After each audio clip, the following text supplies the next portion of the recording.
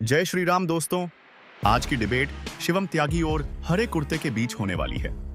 दोस्तों, नमाजवादी पार्टी का प्रवक्ता हरा कुर्ता उर्फ अनुराग भदौरिया की लगभग रोज ही बेइज्जती होती रहती है। कभी सुधांशु त्रिवेदी अनुराग भदौरिया की इंसल्ट करते हैं तो कभी संबित पात्रा।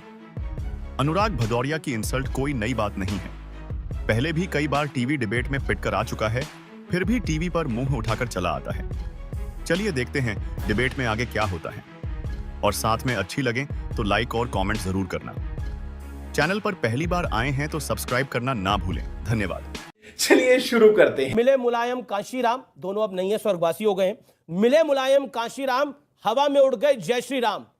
इस बार आप चुनाव से पहले रामचरितमानस को आग में उड़ा रहे हैं, आग में उड़ा रहे हैं। देखिए, सवाल यह है कि स्वामी जी ने कितनी अच्छी बात कही है। उन्होंने अपनी बातों में सारी बात कर दी कि अब लड़ाई रथ से नहीं होगी, अब राफेल से होगी। कोई सेंस है इस बात की? सवाल यह है कि रामचरितमानस का बार बार आप कह रहे हो कि रामचरितमानस का विरोध समाजवादी पार्टी कर रही है। रामचरितमानस का नहीं, एक लाइन जो उसमें लिखी गई जिसका हम बात कर रहे हैं। किसमें लिखी गई वो लाइन? अरे आपने कहा समुद्र ने कहा प्रभु राम से। नहीं, वो लाइन किसमें लिखी गई? सुंदरकांड में अगर आप वो लाइन किसमें लिखी गई? अरे रामचरितमानस में। रामचरितमानस हम लाइन की बात कर रहे हैं। हम सभी धर्म रामचरितमानस का मैं विरोध नहीं कर रहा, लेकिन लाइन का विरोध कर रहा हूं, वो रामचरितमानस में है। ये कमाल का लॉजिक है आपका। प्रभु बोलने दीजिए। जी। यहाँ तो नहीं झगड़ा चल रहा है ना। झगड़ा नहीं चल रहा, मैं तो हमने कहा कि जो लोगों ने प्रतियां जलाई हैं उनका हम विरोध करते हैं, उसका कोई कतई उसका सम्मान नहीं होगा, क्योंकि हम सभी धर्म ग्रंथों का सम्मान करने वाले लोग हैं। एक लाइन जो बार बार हो रही है, ढोल गमार शूद्र पर सुनारी सकल ताड़न के अधिकारी, हम सबका सम्मान करते हैं, वही उसी। और दूसरी लाइन तुलसीदास ने क्या लिखी आगे, अगर आगे तुलसीदास का पढ़ेंगे, जात पात धन धर्म बढ़ाई, प्रिय परिवार सदन सुख पाई, सब तही तुम्ही रही उरलाई, तेही के हृदय रहु रघुराई। इसके मतलब कि जो लोग जाति धर्म की बात नहीं करते, जो लोग प्यार मोहब्बत की बात करते हैं, जो नफरत की राजनीति नहीं करते, जो मानवता की बात करते हैं, जो समाज में एक दूसरे को जोड़ने की बात करते हैं, प्रभु उन्हीं के अंदर रहते हैं। तो क्या हमने विरोध किया इसका? क्या हमने कहा ये लाइन गलत है? बस जहां पे अगर कोई चीज लग रहा है कि नारी के अपमान की बात हो रही है, 400 साल पहले, आपको बोलने दिया, 400 साल पहले तो किसी को ऐसा नहीं लगा, 200 साल पहले तो किसी को ऐसा नहीं लगा, 300 साल पहले तो किसी को नहीं ऐसा लगा, लेकिन स्वामी प्रसाद मौर्य को 2024 के चुनाव से पहले ऐसे लगा। और लखनऊ में पोस्टर भी लगे, मैं शूद्र हूं।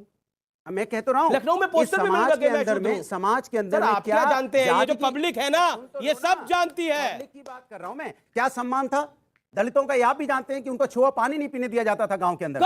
कब? अरे कब की क्या? जाइए गांव में तो रामचरितमानस के दौर में। कब?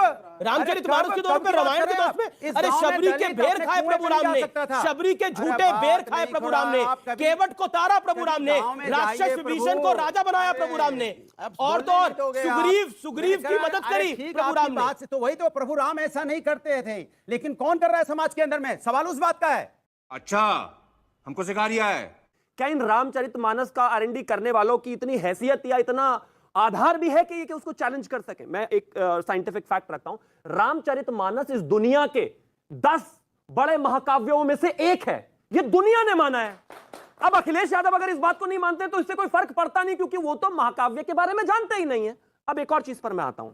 मैं बड़ी शालीनता और सम्मान से सबको यह कहना चाहता हूं कि इस दुनिया में जितने भी धर्म ग्रंथ हैं, मैं सबको मानता हूं और अपने सबका सम्मान करता हूं और अपने को मानता हूं, और मैं मानता हूं वहां पर जो लिखा है उसको कोई चैलेंज करने की आवश्यकता नहीं है। लेकिन अगर आप चैलेंज कर सकते हैं और आप चैलेंज करना चाहते हैं और आप रामचरितमानस की चौपाइयों को बार बार अपमानित कर सकते हैं, और अगर आप 140 करोड़ लोगों के सम्मान और सेंटिमेंट को ऐसे ही ठेस पहुंचा सकते हैं, तो दूसरे धर्म की, यहां पर ये दूसरे धर्म का एक वो है आयत और सूरा। मेरा बड़ा सम्मान आपसे निवेदन है, मेरे बाकी के 30 सेकंड आप इसको पढ़ के दिखा दीजिए। इनको दे दीजिए ना, उनका धर्म है ना, वो उनको पकड़ा देंगे। बात कर रहे हैं ना, हम अपने माँ बाप की बात करेंगे ना, ये देखिए, आप नहीं, आप कुरान में 4 लाइनें इनकी पढ़नी बस की नहीं है, पता गर्दन कट जाएगी। बोल रहे हैं, पढ़िए ना, ये राजनीति है। मेरी बात सुनिए, मुझे दीजिए रामचरितमानस मैं पढ़ूंगा, मुझे दीजिए रामायण मैं पढ़ूंगा, मुझे दीजिए गीता मैं पढ़ूंगा।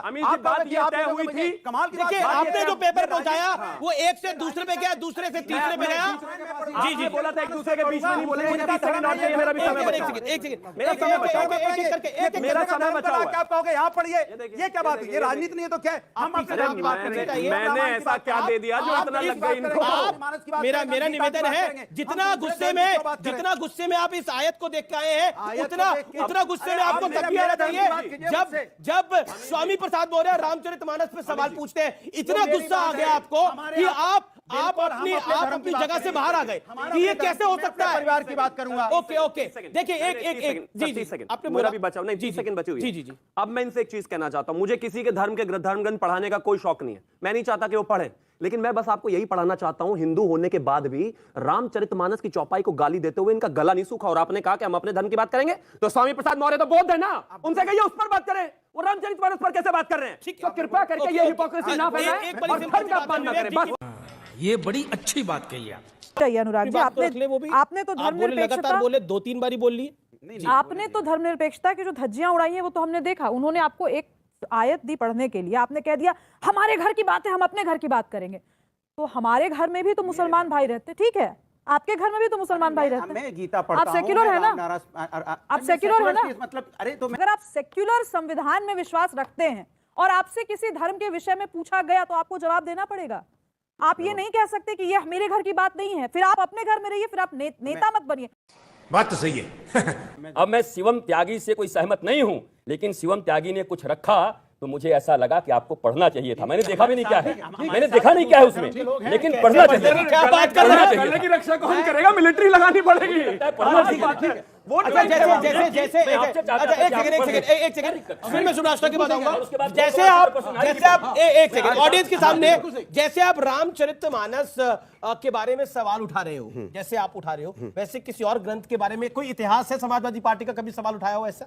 कोई इतिहास है तो बताइए। मैं बता रहा हूँ, सुन लीजिए, अब बोलने दीजिएगा। हाँ, बोलिए। मैंने कहा आपसे कि मैंने सुना आपने जो कहा, आप सवाल का जवाब दीजिए। सवाल का जवाब दे रहा हूँ ना। जी। जिसका मुझे ज्ञान होगा, जिसके बारे में मैं जानूंगा, जिसको मैं पढ़ता हूं, जिसका श्लोक गाता हूं, जिसका श्लोक बोलता हूं, जिसकी पूजा करता हूं, उसके बारे में ज्ञान है मुझे, मैं बोलूंगा। जिसके बारे में मुझे ज्यादा ज्ञान नहीं हो और हम ज्यादा, खान ने बोला उसके बारे में उनको बात, ज्ञान मैं अपनी बात कर रहा हूं, फिर आप इधर उधर भाग रहे हैं। इसलिए उन्होंने जो मुझे इसलिए कहा था, ये धर्मनिरपेक्ष राज्य है ना, सबको अपने अपने धर्म को मानने का अधिकार है, सबको अपने अपने धर्म की पूजा पाठ जो भी जिस तरह से मानता है, जो जिस तरह से करता है। हम पूजा करते हो, नमाज पढ़ते हैं, तो हमें इस देश के अंदर में संविधान ने सबको अधिकार दिया है। लेकिन आप ये कहोगे आके के लिए कि आप पढ़ो, जबरदस्ती आप मेरे टेबल पे आके लग देंगे। अरे भाई ये मत पढ़िए, नाराज मत होइए।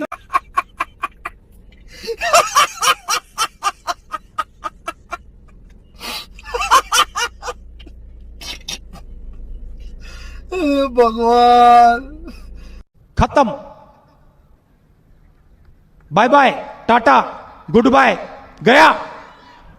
जिस तरह तुम वीडियोस देखते हो बेटा, सब्सक्राइब क्यों नहीं करते? इस बार जरूर करना, बहुत पुण्य मिलेगा।